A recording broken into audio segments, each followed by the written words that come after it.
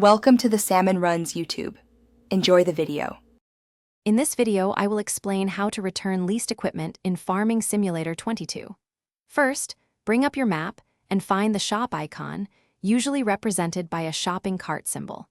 You need to physically travel to this location within the game world. Drive any vehicle or walk your character directly to the shop's marked spot. This action will allow you to access the shop menu for further actions, including returning your leased items. Once you are within the shop's trigger, press the designated key or button to open the shop menu. From here, you will need to find the section that displays all your owned and leased items, often labeled garage or owned items. Carefully scroll through this list, as leased equipment is usually marked with a specific icon, such as a $sign or a rental symbol, to differentiate it from purchased machinery. This helps you quickly identify what you need to return. After identifying the leased equipment you want to return, highlight it in your garage or owned items list.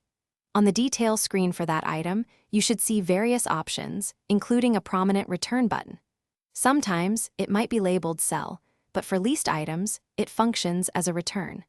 Select this option and a confirmation prompt will appear. Double-check your choice and confirm the return to complete the transaction, removing the equipment from your farm.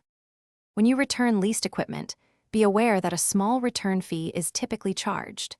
This amount varies depending on the equipment's value and the lease duration, but it is usually a fraction of its original cost. The game will automatically deduct this fee from your farm's current bank balance immediately upon confirmation. Always check the displayed fee before finalizing the return, as it impacts your overall in-game finances, especially during tight budget periods in your farming operations.